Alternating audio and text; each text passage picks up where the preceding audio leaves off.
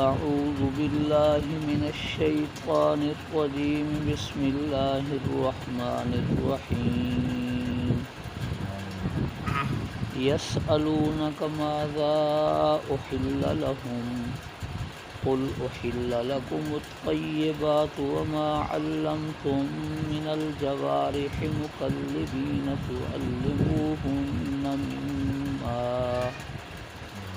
تعلمونهن مما علمكم الله فكلوا مما أمسكن عليكم واذكروا اسم الله عليه واتقوا الله إن الله سريع الحساب.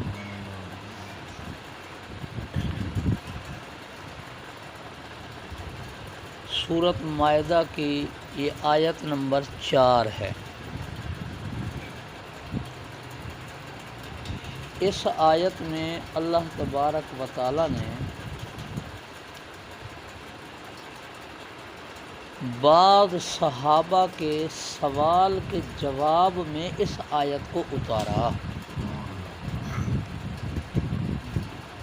بعض صحابہ شکار کرنے کے عادی تھے. ان میں سر فہرست جو نام آتا ہے وہ حضرت عدی بن حاتم کا ہے.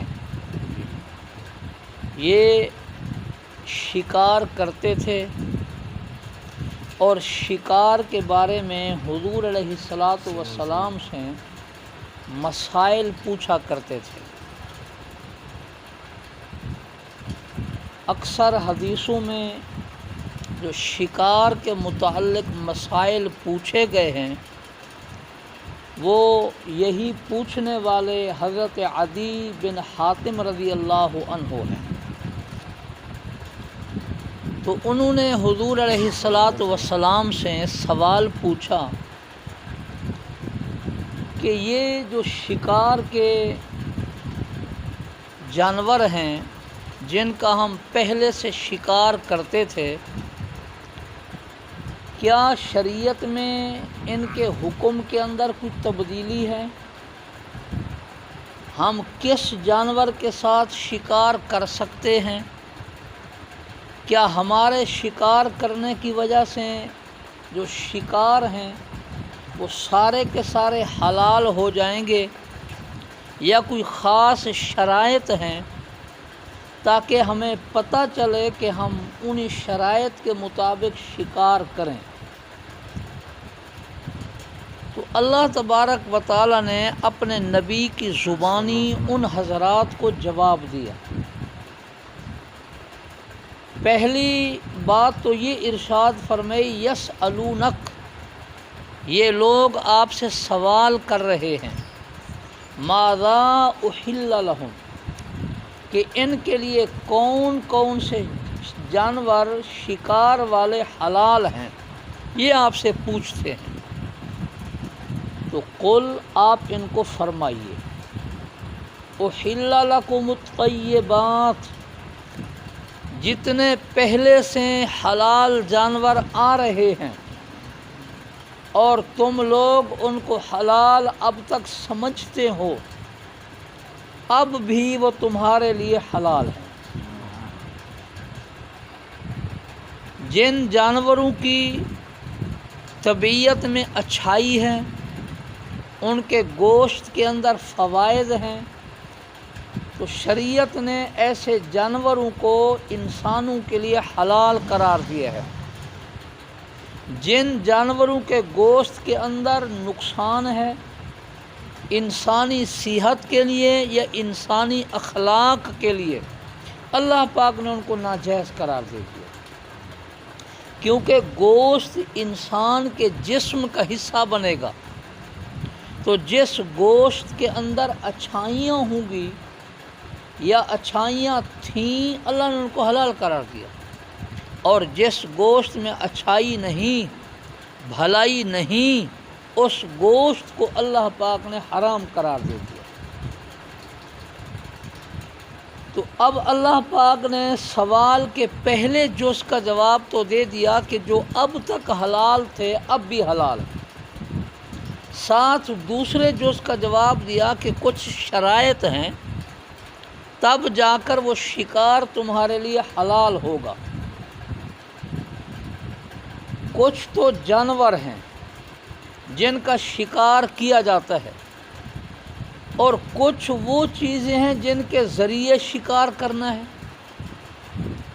مثلا شریعت نے کہا کتے کے ذریعے تم شکار کر سکتے ہو، باز کے ذریعے تم شکار کر سکتے ہو، لیکن ان کے متعلق فرمایا کہ ہر کتا ہر باز اس لائق نہیں کہ تم ان کے ساتھ شکار کرو، بلکہ وما علمتم، جن کتوں کو اور جن باز کو تم تعلیم دو، ان کو ذرا سکھلاؤ، اور جب وہ سیکھ جائیں تب جا کر ان کے ساتھ شکار کر سکتے ہو۔ اور تعلیم کا طریقہ اسی آیت کے اندر ایک لفظ کے بعد بتلایا جا رہا ہے، تُعَلِّمُونَهُنَّ مِمَّا عَلَّمَكُمُ اللَّهُ، کتے کو اور باز کو ایسے تعلیم دو جیسے اللہ پاک نے تمہیں اپنے نبی کی شریعت کے ذریعے سمجھایا اور بتلایا ہے، ایسے ان کو تعلیم دو۔ چنانچہ تعلیم کا طریقہ یہ لکھا ہے کہ کتے کو کچھ عرصے کے لیے اس بات کے عادی بنایا جائے کہ اس کو شکار کے پیچھے چھوڑا جائے، اور یہ جا کر شکار کو پکڑے، شکار سے کھائے نہیں، شکار سے خود نہ کھانا شروع کر دے۔ اور باز کی تعلیم یہ ہوگی کہ تم اس کو چھوڑو، جب اس کو بلاؤ تو تمہارے بلانے پر یہ باز واپس آ جائے۔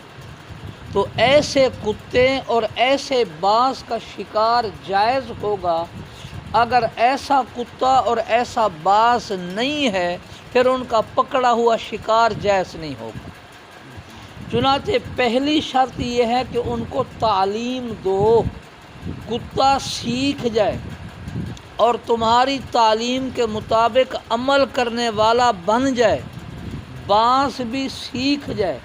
باز کی تعلیم یہ ہے کہ وہ شکار کے پیچھے جا رہا ہے، اس کو مالک بلائے وہ فوراً آ جائے، اور کتے کی تعلیم یہ ہے کہ وہ شکار کو پکڑے، اس سے کھائے نہیں، بس اس پر کنٹرول کرے، اس کو قابو کرے۔ یہ جب تعلیم ہو جائے گی، بعض فقہا نے فرمایا ہے ایسا طریقہ کتے اور باز کے ساتھ 3 مرتبہ ہونا چاہیے، اور بعض حضرات نے فرمایا کہ 1 مرتبہ بھی کافی ہے۔ تو تعلیم ہو، یہ پہلی شرط۔ مکلبین، کتا یا باز شکار کو دیکھ کر خود نہ دوڑ پڑے، اپنی مرضی نہ کرے۔ مکلبین کا معنی ہے کہ مالک کتے کو چھوڑے، جاؤ اس شکار کے پیچھے، باز کو چھوڑے۔ اگر وہ خود بخود بھاگیں اور شکار کی طرف دوڑیں، ان کا پکڑا ہوا شکار حلال نہیں ہوگا۔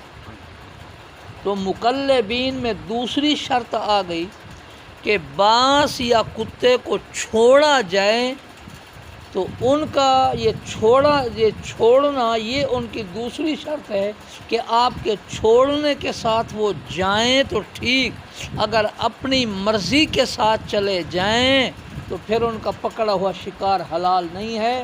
تو تعلیم ایک شرط اور ان کو چھوڑنا دوسری شرط۔ جب کتے کو اور باز کو چھوڑا جا رہا ہو تو اس وقت حکم یہ ہے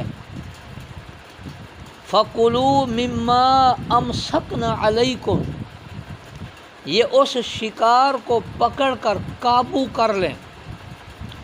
ہمت ہو کتے میں تو شکار کو پکڑ کر تمہارے پاس لے آئے، اگر تم دور ہو، شکاری دور ہے، ورنہ اس نے وہاں اس کو قابو کیا، مالک پیچھے پہنچ گیا۔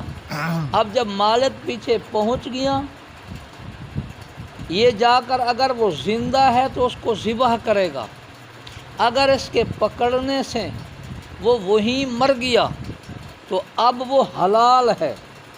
ایسے ہی اگر کتا اس کو پکڑ کر لے کر آ رہا تھا مالک کے پاس، اس کو یوں گھسیٹ رہا تھا اور وہ مر گیا تو بھی حلال ہے، یعنی بغیر ذبح کے اب وہ حلال ہو جائیں گے۔ کیوں؟ یہ شکاری کتے کے پکڑے ہوئے ہیں، لیکن ایک شرط اور ہے کہ اس کو کچھ نہ کچھ زخم لگایا ہو۔ یہ ایک اور شرط آ جائے گی کہ زخمی اس کو کیا ہو، پھر تو حلال ہیں، ورنہ حلال نہیں۔ وَاذْكُرُ اسْمَ اللَّهِ عَلَيْهِ، فرمایا جب کتے کو چھوڑو، باز کو چھوڑو، تو ان کو چھوڑتے وقت تم اللہ کا نام لے لیا کرو، یعنی جو ذبح کرنے کا تکبیر ہے، ذبح کرنے کی وہ تکبیر پڑھ کے ان کو چھوڑا کرو۔ اس لیے تو ان کا پکڑا ہوا جانور اگر مر گیا تو بھی وہ حلال ہوگا، کیونکہ اس پر تکبیر ہو گئی ہے۔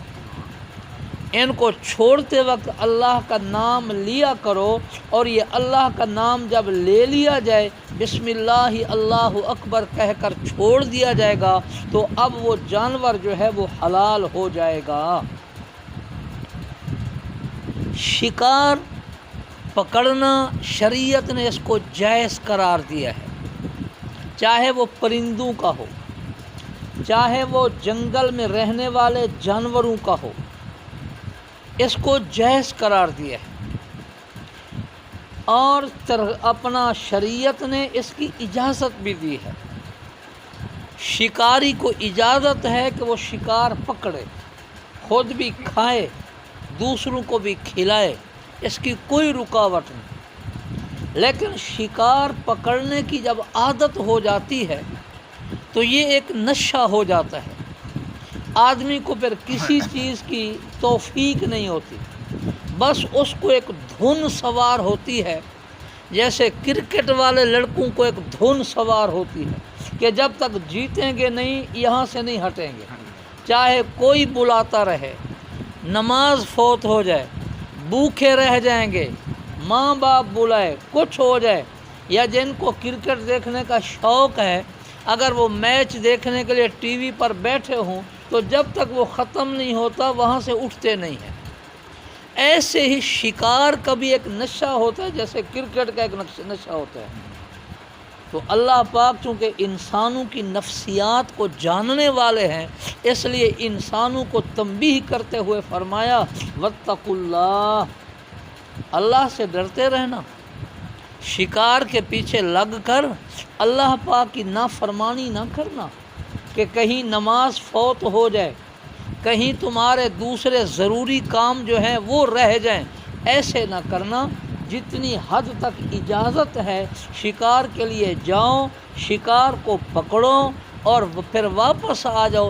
یہ نہیں کہ نمازیں قضا ہو رہی ہیں، ماں باپ پیچھے بلا رہے ہیں اور اپنا اس نے آنے کا نام نہیں لیا، رات کو بھی وہیں سوئے ہوئے ہیں کہ یہاں ایک ہرن بھاگ گیا ہے، وہ اس جگہ چھپا ہوا ہے، جب تک یہ باہر نہیں نکل رہا اس کو نہیں نکلتا، اس کے اوپر پہرا دینا۔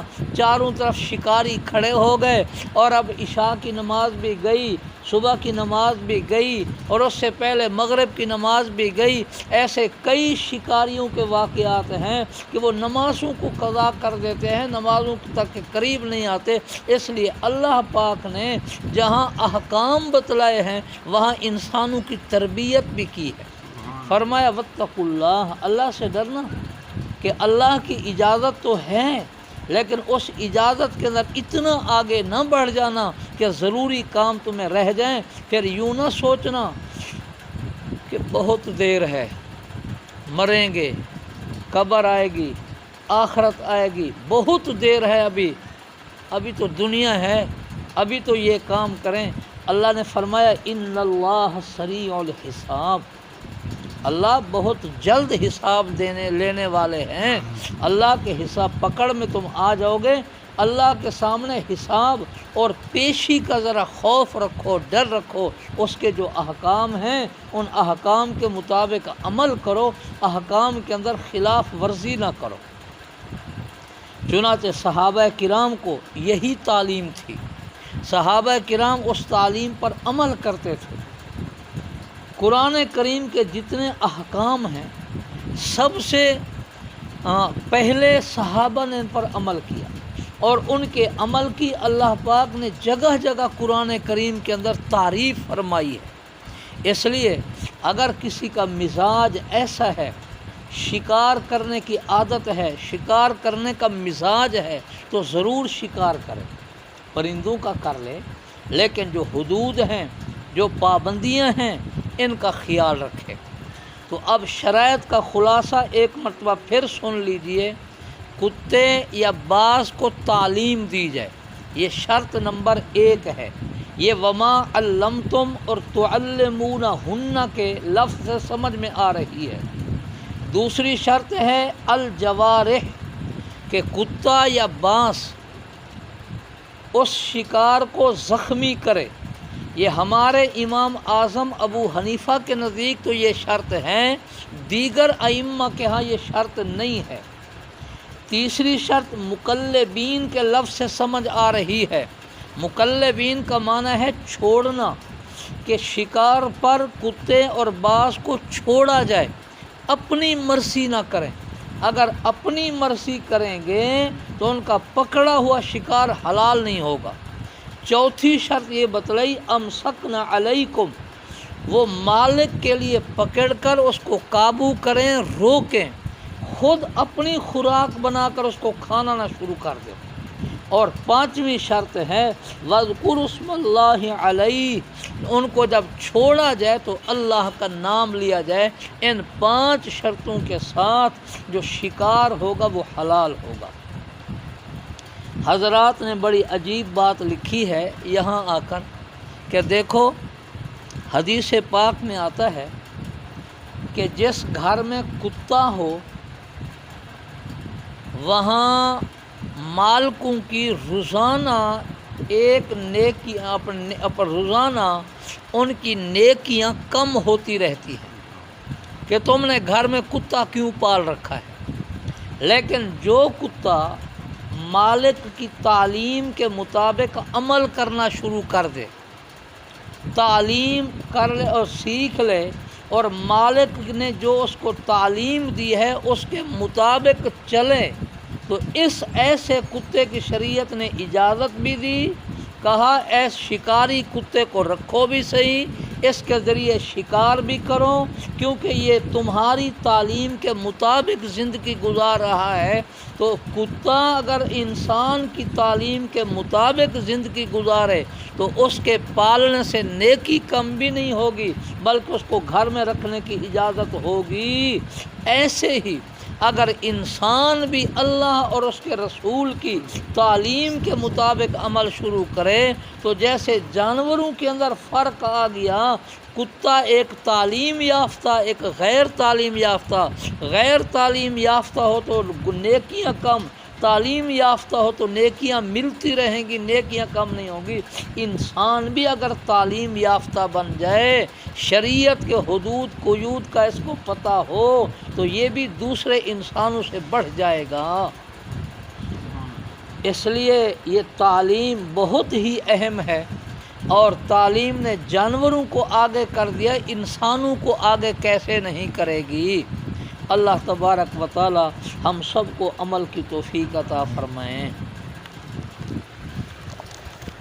الحمدللہ رب العالمین والعاقبۃ للمتقین والصلاۃ والسلام علی سید الانبیاء والمرسلین۔ اللہم انی اسألک علما نافعا ورزقا واسعا وشفاء من کل داء۔ اے اللہ تمام بیماروں کو شفائے کاملہ عطا فرما۔ ہمارے حاجی حبیب صاحب بیمار ہیں، ان کو بھی صحت اور عافیت نصیب فرما، تمام بیماروں کو شفا عطا فرما۔ اللہم اشفنا واشف مرضانا سارے استاد صاحب قاری محبوب صاحب اچانک بیمار تھی کہ اللہ انہیں کوئی شفا عطا فرما اے اللہ تمام بیماروں کو شفا عطا فرما کوئی گھر بیمار ہیں کوئی ہسپتال بیمار ہیں کوئی کتنا ہے کوئی کتنا ہے اے اللہ اب سب تیری مخلوق ہیں سب تیرے بندے ہیں انہیں کو شفا عطا فرما تمام پریشانیاں دور فرما اپنے فضل معاملہ فرما اپنی مہربانی فرما تمام پریشانیوں کو دور فرما وصلی اللہ تعالی علی خیر خلقہ محمد وآلہ وصحبہ برحمتک یا شکاری سارے سامنے بیٹھو ایو ہاں شکاری ہے کون تھا کہنا